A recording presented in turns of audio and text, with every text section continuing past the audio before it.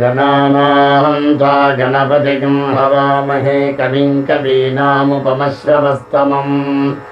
ज्येष्ठराजं ब्रह्मणां ब्रह्मणस्पत शृण्वन्नोतिभिः सीदसादनम् ॐ महागणपतये नमः। अर्थातो रुद्रस्नानार्चनविधिं व्याख्यास्यामः। आदित एव तीर्थे स्नात्वा उदेत्य शुचिः प्रयतो ब्रह्मचारी शुक्लवासा ईशानस्य प्रतिकृतिं कृत्वा तस्य दक्षिणा प्रत्यग्देशे तन्मुखस्थित्वा आत्मनि देवता स्थापयेत्। अथ ध्यानम् अथात्मानं शिवात्मानं श्रीरुद्ररूपं ध्यायेत्। शुद्धस्फटिकशङ्काशं त्रिनेत्रं पञ्चवक्त्रकं गङ्गाधरं दशभुजं सर्वाभरणभूषितं नीलग्रीवं शशाङ्काङ्गं नागयज्ञोपवीतिनं व्याघ्रजन्मोत्तरीयं च वरेण्यमभयप्रदम् कमण्डलवक्षसूत्राब्जामण्डितं शूलपाणिनं ज्वलन्तं पिङ्गलजटाशिखामध्योदधारिणम् अमृतेनाप्लुतं हृष्टमुमादेहात्वधारिणम् दिव्यसिंहासनासीनं दिव्यभोगसमन्वितं दिव्यदेवता समायुक्तं सुरासुरनमस्कृतं नित्यं च शाश्वतं शुद्धं ध्रुवमक्षरमव्ययम् सर्वव्यापिनमीशानं रुद्रं वै विश्वरूपिणम् एवं ध्यात्वा द्विजः सम्यक् ततो यजनमारभेत्। तजनने ब्रह्मा तिष्ठतु, पादयोर्विष्णुस्तिष्ठतु, हस्तयोर्हरस्तिष्ठतु, बाह्वोरिन्द्रस्तिष्ठतु, जठरे अग्निस्तिष्ठतु, हृदये शिवस्तिष्ठतु, कण्ठे वसवस्तिष्ठन्तु, वक्त्रे सरस्वती तिष्ठतु, नासिकयोर्वायुस्तिष्ठतु, नयनयोश्चन्द्रादित्यो तिष्ठेताम्, कर्णयोरश्विनो तिष्ठेताम्, ललाटे रुद्रास्तिष्ठन्तु, मूर्ध्यादित्यास्तिष्ठन्तु, शिरसि महादेवस्तिष्ठतु, शिखायां वामदेवस्तिष्ठतु, पृष्ठे पिनाकी तिष्ठतु, पुरतः शूली तिष्ठतु, पार्श्वयोः शिवाशङ्करो तिष्ठेताम्, सर्वतो वायुस्तिष्ठतु, ततो बहिः सर्वतो अग्निज्वालामाला परिवृतस्तिष्ठतु,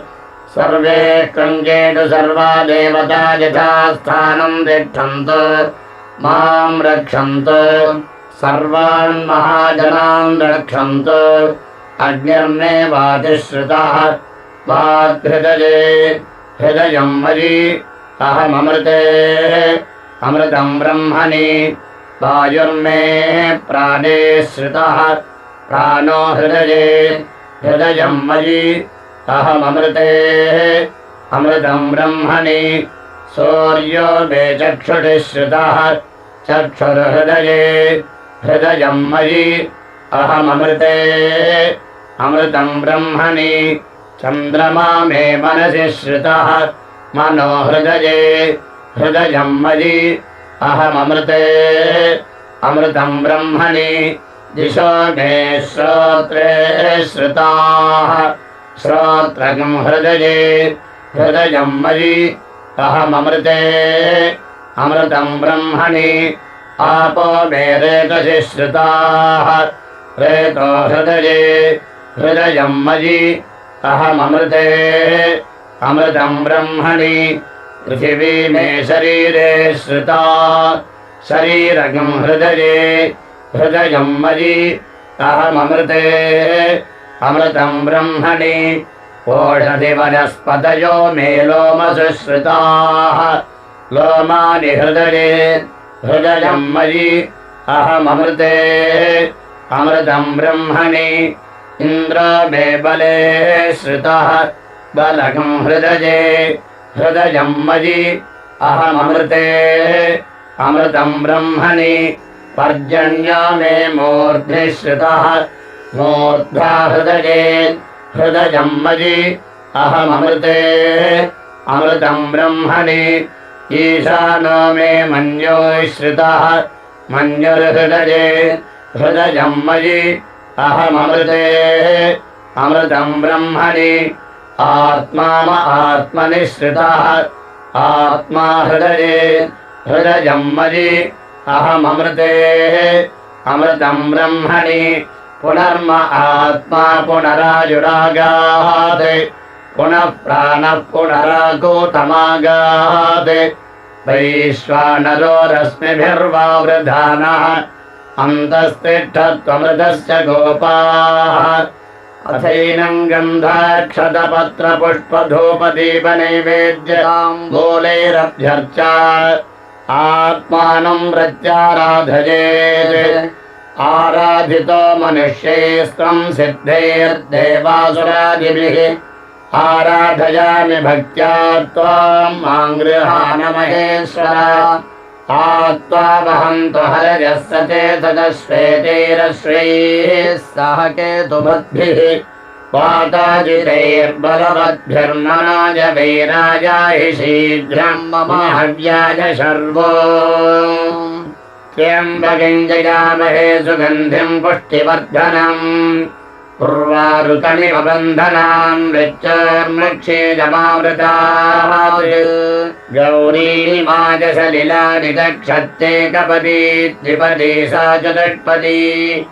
अष्टापदी नवपदी बभूविटे सहस्राक्षरा परमे व्योमन् मङ्गलायतनं देवं युवानमतिसुन्दरम् ध्यायेत्कल्पतरोर्मूले सुखासीनं सहो मया अस्य श्रीरुद्राध्यायप्रश्नमहामन्त्रस्य अघोरऋषिः अनुष्ठुच्छन्दः सङ्कर्षणमूर्तिस्वरूपो योधावादित्यः परमपुरुषस्य चेतुरुद्रो देवता नमः शिवायेति बीजम् शिवतरायेति शक्तिः महादेवायेति कीलकम् साम्ब सदाशिवप्रसादसिद्ध्यर्थे श्रीरुद्रजपे विनियोगः अग्निहोत्रात्मने अङ्गुष्ठाभ्यां नमः दर्शपोन्नमासात्मने तर्जनीभ्यां नमः चातुर्मास्यात्मने मध्यमाभ्यां नमः निरूढपशुबन्धात्मने अनामिकाभ्यां नमः ज्योतिष्टोमात्मने कनिष्ठिकाभ्यां नमः सर्वकृत्वात्मने करतलकरपृष्ठाभ्यां नमः अग्निहोत्रात्मने हृदयाय नमः दर्शपोन्नमासात्मने शिरसे स्वाहा चातुर्मास्यात्मने शिखायै वषट् निरूढपशुबन्धात्मने कवचायुहुम् ज्योतिष्टोमात्मने नेत्रत्रयाय वौषट् सर्वकृत्वात्मने अस्त्राय भट् भोर्भवस्वराणिबन्धः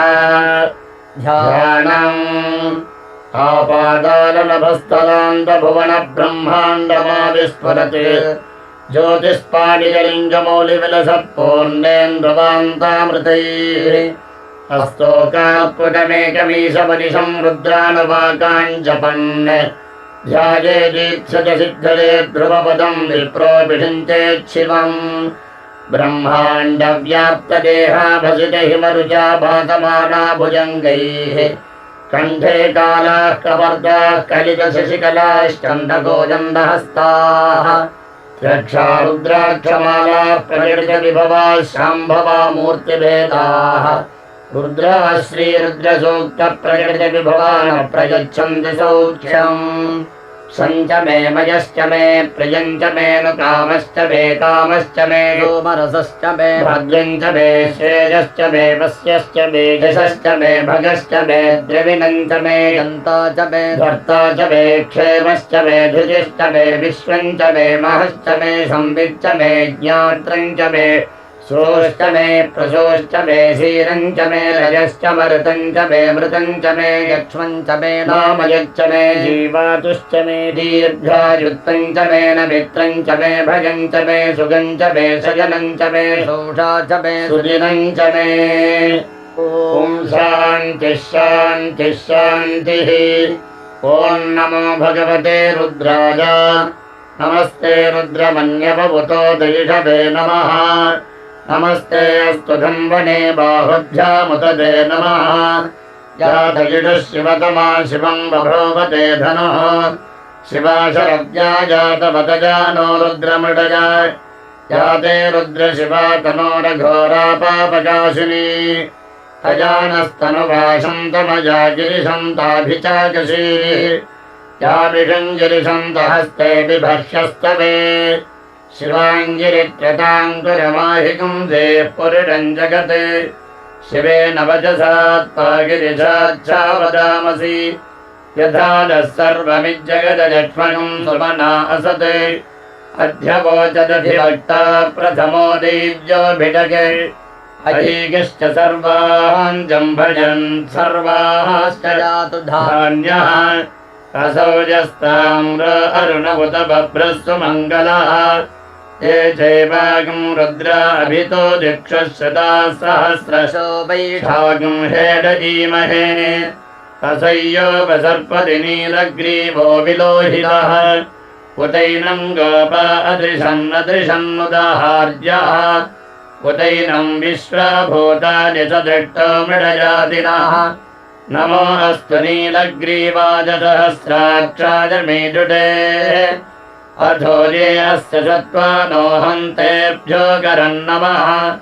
प्रमुञ्च धन्वनस्त्वमुभयोरार्त्रियोर्ज्याम् याश्च ते हस्तजिटवः पराता भगवो वप अवतच्च धरस्त्वं सहस्राक्षसते तुजे निशीर्य शल्यानां मुखा शिवो नः सुमना भव विद्यं धनः कपद्दिनो विशल्यो बाणवागम् उत अनेशन्नस्येढव आभुरस्य निरङ्गतिः जाते हेतर्णे दट्टमहस्ते बभूवते धनुः प्रजास्मान् विश्वतस्त्वमजक्ष्मजा परिभुजा नमस्ते अस्त्वाजुधाजानातताज धिष्णवे उभाभ्यामुदते नमो बाहुभ्यां तव धन्वने परिते धन्वनो हेतिरस्मान् वृणक्तु विश्वतः अथो जजुडुधिस्तवारे अस्मन्निधेहितम् नमस्ते अस्तु भगवन् विश्वेश्वराय महादेवाय त्र्यम्बकाय त्रिपुरान्तकाय त्रिकालाग्निकालाय कालाग्निरुद्राय नीलकण्ठाय मृत्युञ्जयाय सर्वेश्वराय सदाशिवाय श्रीमन्महादेवाय नमः नमो हिरण्यबाहवे राज्ये दिशाञ्च पतजे नमो नमो वृक्षेभ्यो हरिकेशेभ्यः पशूनां पतजे नमो नमः सस्मिञ्जराय त्रिषीमते पथीनां पतजे नमो नमो बभ्रशाय विद्याधिनेन्द्राणां पतजे नमो नमो हरिकेशायोपवीतिने पुष्टानां पतजे नमो नमो भवस्य हेत्यै जगतां पतजे नमो नमो रुद्राजातताविने क्षेत्राणां पतजे नमो नमः सूताय हञ्चाय वनानां पतजे नमो नमो रोहिताय स्थपतजे वृक्षाणां पतजे नमो नमो मन्त्रिणे वाणिजाय कक्षाणां पतजे नमो नमो भुवन्तजे वारिवस्कृताय औषधीनां पतजे नमो नमः उच्चैर्घोडाय क्रन्दजते पत्तीनां पतजे नमो नमः कृत्स्रवीताय धावते सत्त्वनां पतजे नमः नमः सहमानाय व्याधिनां व्याधिनीनां पतजे नमो नमः ककुभाय निषङ्गिने स्तेनानां पतजे नमो नमो निषङ्गिन जिडिधिपते तस्कराणां पतजे नमो नमो वञ्चते परिवञ्चते स्ताजूनां पतजे नमो नमो निचेरवे परिचराजारण्यानां पतजे नमो नमः श्रीगाभिभ्यो जिघागुं सद्भ्योष्टतां पतजे नमो नमो सिमद्भ्यो नक्तञ्चरद्भ्यो सर्वेभ्यः प्रगन्तानां पतये नमो नमो वक्नेशिने कुलिञ्चानां पतये नमो नम इषुमध्योधम्भाविभ्यश्च वो नमो नम आतम्बानेभ्यः प्रतिदधानेभ्यश्च वो नमो नम आयच्छद्भ्यो विसृजभ्यश्च वो नमो नमोऽस्यभ्यो विद्यभ्यश्च वो नमो नम आसीनेभ्यश्च जानेभ्यश्च वो नमो नमः स्वपद्भ्यो जाग्रद्भ्यश्च वो नमो नमस्तिष्ठद्भ्यो दावद्भ्यश्च वो नमो नमः सभाभ्यः सभापतिभ्यश्च वो नमो नमो अश्वेभ्यो श्वपतिभ्यश्च वो नमः नमः आद्याधिनीभ्यो विविध्यन्तेभ्यश्च वो नमो नमः उगणाभ्यस्त्रिगंहतेभ्यश्च वो नमो नमो गृत्सेभ्यो गृत्सपतिभ्यश्च वो नमो नमो व्रातेभ्यो व्रातपतिभ्यश्च वो नमो नमो गणेभ्यो गणपतिभ्यश्च वो नमो नमो विरूपेभ्यो स्वरूपेभ्यश्च वो नमो नमो महद्भ्यः क्षुल्लकेभ्यश्च वो नमो नमो रथेभ्यो रथेभ्यश्च वो नमो नमो रथेभ्यो रथपतिभ्यश्च वो नमो नमः सेनाभ्यः सेनानिभ्यश्च वो नमो नमः क्षत्रिभ्यः सङ्ग्रहीतृभ्यश्च वो नमो नमस्तक्षभ्यो रथकारेभ्यश्च वो नमो नमः कुलालेभ्यः कर्मारेभ्यश्च वो नमो नमः पुञ्जिष्टेभ्यो निषादेभ्यश्च वो नमो नमः जिजकृभ्यो धन्वकृभ्यश्च वो नमो नमो मृगजभ्यः स्वनिभ्यश्च वो नमो नमः स्वभ्यश्च वो नमः नमो भवाय च रुद्राय च नमः शर्वाय च पशुपतये च नमो नीलग्रीवाय च शितिगन्धाय च नमः कवर्दिने च व्यप्तकेशाय च नमः सहस्राक्षाय च शरधन्वने च नमो गिरिशाय च शिपिभिट्टाय च नमो मेढट्टमाय तेषुमते च नमो ह्रस्वाय च वर्मणाय च नमो बृहते च वरिढीजसे च नमो वृद्धाय च संवृद्धने च नमो अग्रियाय च प्रथमाय च नमः आशवे चाजिराय च नमः शीघ्रियाय च हेभ्याय च नमः ऊर्ण्याय च वस्वन्याय च नमः स्रोतस्याय च दीप्त्याय च नमो ज्येष्ठाय च कनिष्ठाय च नमः पूर्वजाय च वरजाय च नमो मध्यमाय च अपगल्भाय च नमो जघन्याय च बुद्धिजाय च नमः सौभ्याय च प्रतिसर्याय च नमो याम्याय च क्षेम्याय च नमः उर्वर्याय च खल्याय च नमः श्लोक्याय च सान्याय च नमो वन्याय च कक्ष्याय च नमः श्रवाय च प्रतिश्रवाय च नमः आशुषेणाय च सुरधाय च नमः शूराय चापभिन्दते च नमो वर्णिने च वरोधिने च नमो बिल्मिने च कवचिने च नमः श्रुताय च श्रुतसेनाय च नमो दुन्दुभ्याय च हनन्याय च नमो धिष्णवे च प्रमृषाय च नमो दूताय च प्रहिताय च नमो निषङ्गिने चेणुधिमते च नमस्तीक्षेणवे चायुधने च नमः स्वायुधाय च सुधन्वने च नमः श्रुत्याय च पद्याय च नमः कार्त्याय च दीप्त्याय च नमः सूर्याय च सरस्याय च नमो नाद्याय च वैशन्ताय च नमः कोप्त्याय च वत्याय च नमो वर्ष्याय वर्षाय च नमो मेघ्याय च विद्युत्याय च नमः दीप्त्रिजाय च तप्त्याय च नमो वात्याय च रेष्टिजाय च नमो वास्तव्याय च वास्तुवाय च नमः सोमाय च रुद्राय च नमस्ताम्राय च अरुणाय च नमः शङ्काय च पशुपतये च नमः उग्राय च भीमाय च नमो अग्रे वधाय च दूरे वधाय च नमो हन्त्रे च हनीदसे च नमो वृक्षेभ्यो हरिकेशेभ्यो नमस्ताराय नमः शम्भवे च भवे च नमः शङ्कराय च मयस्कराय च नमः शिवाय च शिवतराय च नमस्तीर्थ्याय च कोल्याय च नमः पार्याय च भार्याय च नमः प्रतरणाय चोत्तरणाय च नमः आधार्याय च लाज्याय च नमः षट्याय च फेन्याय च नमः सिगत्याय च प्रवाह्याय च नमजिरिण्याय च प्रपथ्याय च नमः किंशिलाय च क्षजनाय च नमः कपर्दिने च पुलस्तये च नमो गोष्ठ्याय च गृह्याय च नमस्तल्प्याय च गेह्याय च नमः कार्त्याय च परेष्ठाय च नमो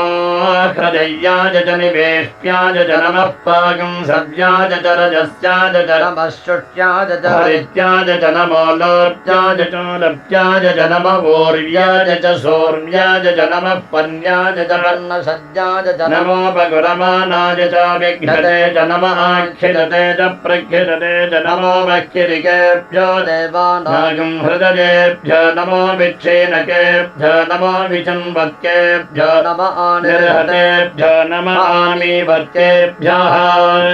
द्राते अन्धसस्पते दरिद्रन्नीललोहिता येषां पुरुषाणामेषां पशूनां माभेर्मा मा रोमो तेषां किञ्चनाममते याते रुद्रशिवा तनो शिवा विश्वाहभेडजी शिवा रुद्रस्य भेडजी तजानो मडजीवसे इमागं रुद्राज तपसे कपर्दिने चरद्वीराज प्रभरामहे महेमतिम् यथा दशमसद्विपदे चतुष्पदे विश्वं पुष्टं ग्रामे अस्मिन्ननातुरम् मृषानो रुद्रतनो मयस्कृति चरद्वीराज तमसा विधेमते यच्छं जयोश्च मनुराजये पिता तदस्यामतमरुद्रप्रणीतौ मानो महन्तमुतमानो अर्भगम् मानवुक्षन्तमुतमानवुक्षितम् मानो बधीः पितरं मोदमातरं प्रजामानस्तनवो रुद्ररीरिणः मानश्चोकेतनजेमान आयुडिमानो गोढमानो अश्वेषु रीरिणः वीरान्मानो रुद्रभामितो बधीरः विष्मन्तो नमसा विधेमते आरात्ते गोघ्नमुतपोरुषघ्ने क्षदद्वीराज सुम्नमस्मे ते अस्तु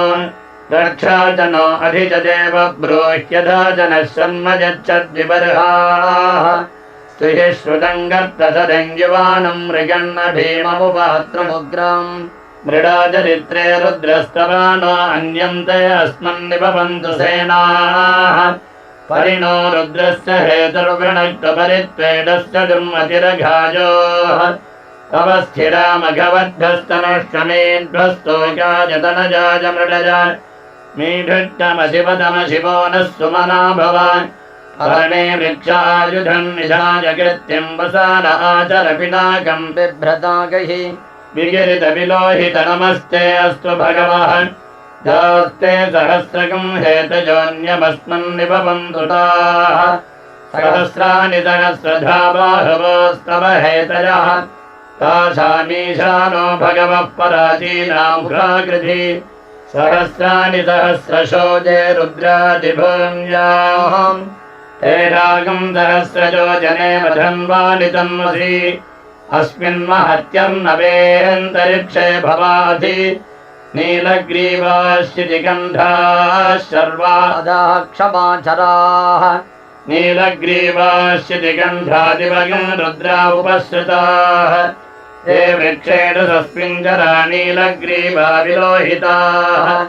ये भूतानामधिपतयो विशिखादः कपर्दिनः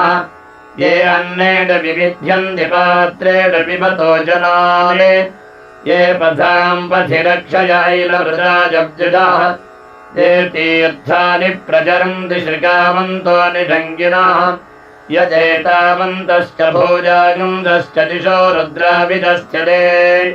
तेनागं सहस्रजो जने मधुरं वारितन्मसि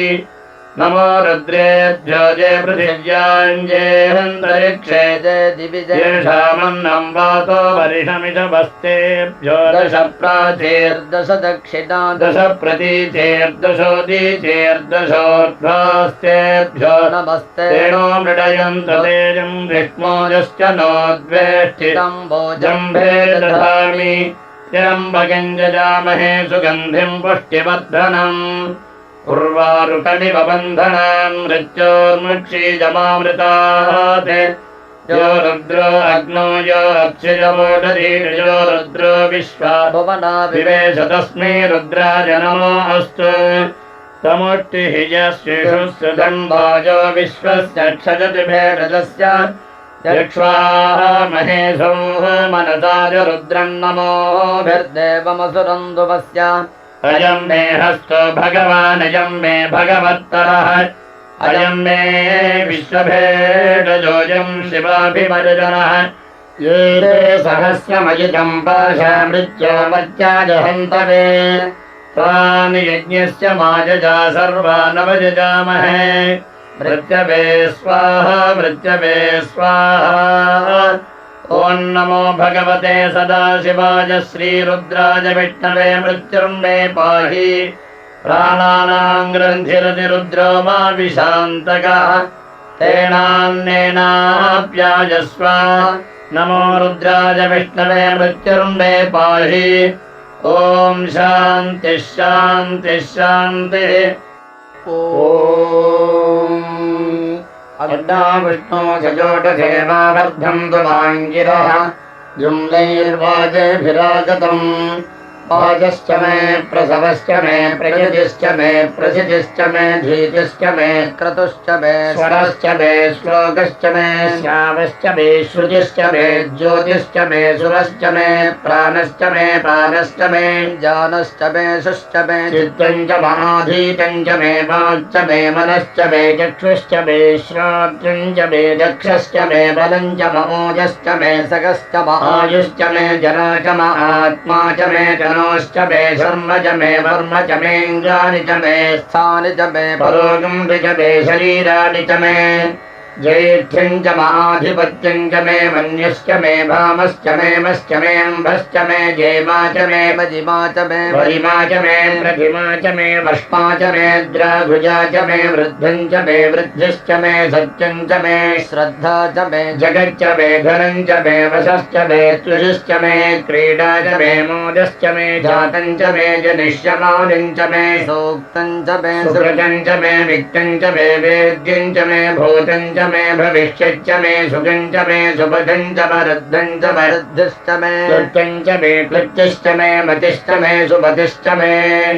सञ्च मे मयश्च मे प्रियं च मे नुकामश्च मे कामश्च मे सोमरसश्च मे भद्रं च मे श्रेयश्च मे वस्यश्च मे यशश्च मे भगश्च मे द्रविणं च मे यन्ता च मे धर्ता च मे क्षेमश्च मे धृतिश्च मे विश्वं च मे महश्च मे संविच्च मे ज्ञात्रं च मे सोश्च मे प्रसोश्च मे धीरं च मे लयश्च मरुतं च मे मृतं च मे लक्ष्मं च मे नामयच्च मे जीवातुश्च मे दीर्घायुत्वं च मे नमित्रं च मे भयं च मे सुखं च मे शयनं च मे सूडा च मे सुदिनं च मे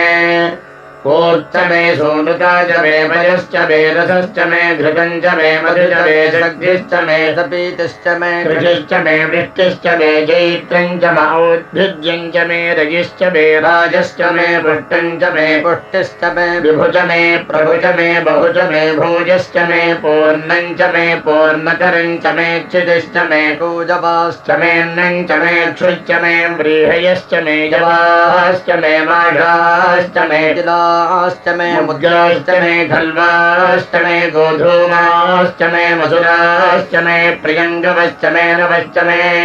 श्यामाकाश्च मे नीवाराश्च मे अस्मा च मे मृत्तिका च मे गिरिजश्च मे पर्वताश्च मे शिखराश्च मे वनस्पतश्च मे हिरण्यं च मे जश्च मे शीशं च मे त्रपुश्च मे श्यामं च मे लोहं च मे अग्निश्च महावश्च मे वीरुधश्च महोढजश्च मे कृष्णपच्छं च मे कृष्णपच्छं च मे ग्राम्याश्च मे पशवारण्याश्च यज्ञेन कल्पन्तां वित्तं च मे वित्त्यश्च मे भूतं च मे भूतश्च मे वसु च मे वसतिश्च मे कर्म च मे शक्तिश्च मे अर्थश्च महेमश्च मयितिश्च मे गतिश्च मे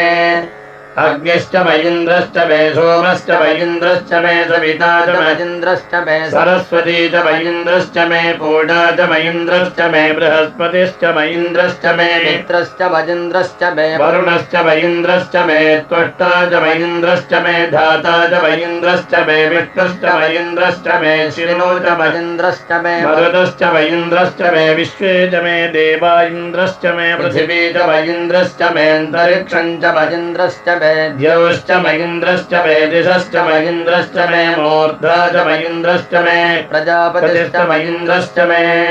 अगंसश्च मे रश्मिश्च मे दाभ्यश्च मे दिपतिश्च ममुपागंसश्च मे अन्तर्यामश्च मे इन्द्रवाजवश्च मे मैत्रावरुणश्च महाश्विनश्च मे प्रतिप्रस्थानश्च मे शुक्रश्च मे मन्त्री च महाग्रजनश्च मे वैश्वदेवश्च मे ध्रुवश्च मे वैश्वानरश्च मरुदग्रहाश्च मे दिग्राश्च ऐन्द्राग्न्यश्च मे वैश्वदेवश्च मे मरुत्वतीजाश्च मे माहेन्द्रश्च महादित्यश्च मे सावित्रश्च मे सारस्वतश्च मे पौष्णश्च मे पात्रेवतश्च मे हारियोजनश्च मे इद्मश्च मे बर्हिश्च मे वेदिश्च मे धित्निजाश्च मे श्रुतश्च मे चमसाश्च मे ग्रावानश्च मे स्वरवश्च ममुपरवाश्च मे दिशवने च मे द्रोणकलशश्च मे वाजव्यानि च मे पोतभिश्च माधवनीयश्च महाग्निध्रञ्च मे हविर्धानं च मे गृहाश्च मे सदश्च मे पुरोडाशाश्च मे पचताश्च मे अपहृतश्च मे स्वगाकारश्च मे अग्निश्च मे घर्मश्च मे अर्कश्च मे सूर्यश्च मे प्राणश्च मे श्वेतश्च मे पृथिवी च मे दिदिश्च मे दिदिश्च मे ज्योश्च मे चक्वरीरङ्गुलज्योतिषश्च मे यज्ञेन कल्पन्तामृच्च मे साम च मे स्तोमश्च मे यजुश्च मे दीक्षा च मे तपश्च मरुतश्च मे व्रतं च मे होरात्रयोर्वृष्ट्या मृगद्रथं सरे च मे यज्ञेन कल्पेताम् गर्भाश्च मे वत्साश्च मेत्यभिश्च मे त्रवी च मे नित्यपाच्च मे नित्यौही च मे पञ्चाभिश्च मे पञ्चाभी च मे त्रिवत्सश्च मे त्रिवत्सा च मे तुर्यवाच्च मे तुर्योही च मे पट्टवाच्च मे पट्टौही च मौक्षा च मे वसा च मर्ढवश्च मे वेहच्च मे नड्वाञ्च मे धेनुश्च मायुर्यज्ञेन कल्पताम् प्राणो यज्ञेन कल्पताम् अपानो यज्ञेन कल्पताम् ज्ञानो यज्ञेन कल्पताम् चक्षुर्यज्ञेन कल्पताम् श्रोत्रम् यज्ञेन कल्पताम् मनो यज्ञेन कल्पताम् वाग्यज्ञेन कल्पताम् आत्मा यज्ञेन कल्पताम् यज्ञो यज्ञेन कल्पताम् एका च मे तिस्रश्च मे पञ्च च मे सप्त च मे नव च मे एकादश च मे त्रयोदश च मे पञ्चदश च मे सप्तदश च मे नवदश च मे एकविंशतिश्च मे त्रयोविंशतिश्च मे पञ्चविंशतिश्च मे सप्तविंशतिश्च मे नवविंशतिश्च मे एकत्रिंशच्च मे त्रजस्त्रिंशच्च मे ततस्रश्च मे अष्टौ च मे द्वादश च मे षोडश च मे विंशतिश्च मे चतुर्विंशतिश्च मे अष्टाविंशतिश्च मे द्वात्रिंशच्च मे षट्त्रिंशच्च मे चत्वारिंशच्च मे चतुश्चत्वारिंशच्च मे चत्वारिंशच्च मे वाजश्च प्रसवश्च बीजश्च क्रतुश्च ध्रुवश्च मूर्धा च व्यष्टिश्चाञ्जनश्चान्द्रश्च भुवनश्च भुवनश्चाधिपतिश्च इडादेवहर्मनुर्यज्ञनेर्बृहस्पतिरक्ता वदानि सगंसिषद्विश्वे देवासोक्तवाजः पृथिवीमाधर्मामादिकं मधुमनिष्ये मधुजनिष्ये मधुवक्ष्यामि मधुपदिष्यामि मधुमतीं देवेभ्यो वाचबुद्ध्यासगं शुश्रूषेण्याहं मनुष्येभ्यस्तं मा देवा अवन्तु शोभादि पितरो नुमदन्तु ॐ शान्तिः शान्तिः शान्तिः पुष्पवान् पुष्पं वेद पुष्पवान् प्रजावान् वशवान् भवति चन्द्रमा वा अपां पुष्पम् पुष्पवान् प्रजावान् वशवान् भवति य एवं वेद योपामायतनं वेद आयतनवान् भवति अग्निर्वा अपामायतनम् आयतनवान् भवति योऽग्नेरायतनं वेद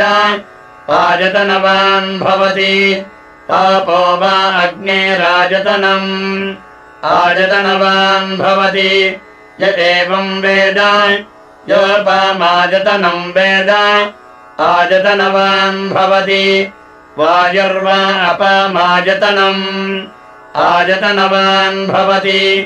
यो वायोरायतनं वेद आयतनवान् भवति आपो वै वायोरायतनम् आयतनवान् भवति यदेवं वेद योपामायतनं वेद आयतनवान् भवति असौ वै तपन्नपामायतनम् आयतनवान् भवति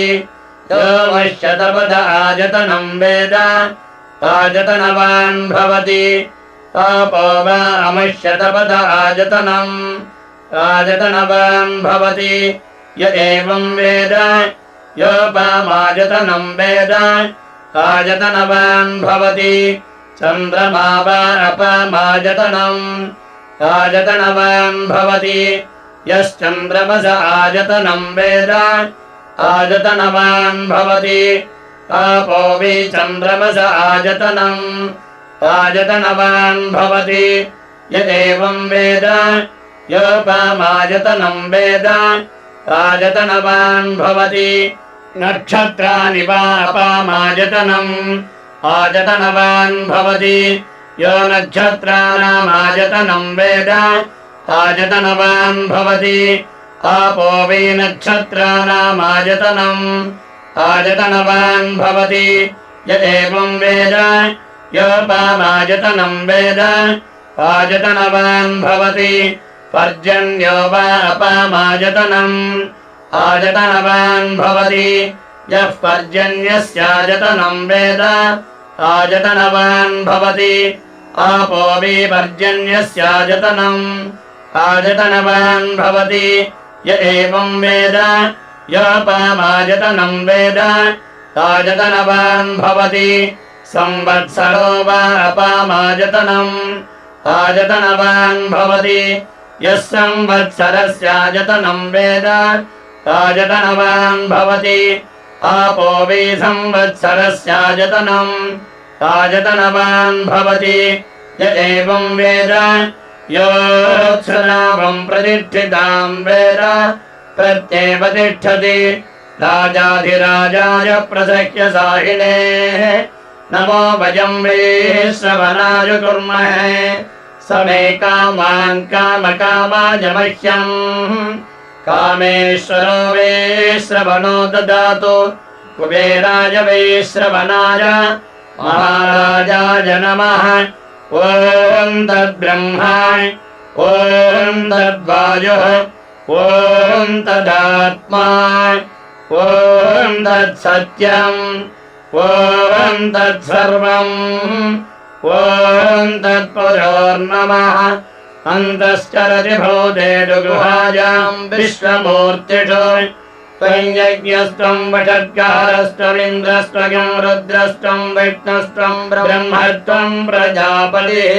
त्वं ददाभाज्योतिरसोऽमृतं ब्रह्मभूर्भुवस्सु परो यो देवानां प्रथमं पुरस्ताद्विश्वाधिजो रुद्रो महर्षिः हिरण्यगर्भं पश्यत जायमानगं स नो देवः शुभजा स्मृत्याः संयुनक्तो यस्मात् परं नापरमस्ति किञ्चिद्यस्मान्नानीयो न ज्ञायोऽस्ति कश्चित् वृक्षजिवस्तब्धो दिवि तिष्ठत्येकस्तेनेदं पूर्णं पुरुषेण सर्वम् न कर्मणा न प्रजया धनेन त्यागेनैके अमृतत्वमानुषः परेण नागन्निहितं गुहायां बिभ्राजते तज्जतजोऽपि सन्ति वेदान्तविज्ञानसुनिश्चितार्थाः सन्न्यासयोगाद्यतजः शुद्धसत्त्वाः ते ब्रह्मलोके तु परान्तकाले परामृतात् परिमुच्यन्ति सर्वे दक्रं विपापं परमेश्वभूतं यत्पुण्डरीकं पुरमध्यजग्रस्थम् तत्रापि दक्रं गगनं विशोकस्तस्मिन् यजन्तस्तदुपासितव्यम् यो वेदादीश्वरप्रोक्तो वेदान्ते च प्रतिष्ठितः तस्य प्रकृतिलीनस्य च परस्य महेश्वरः।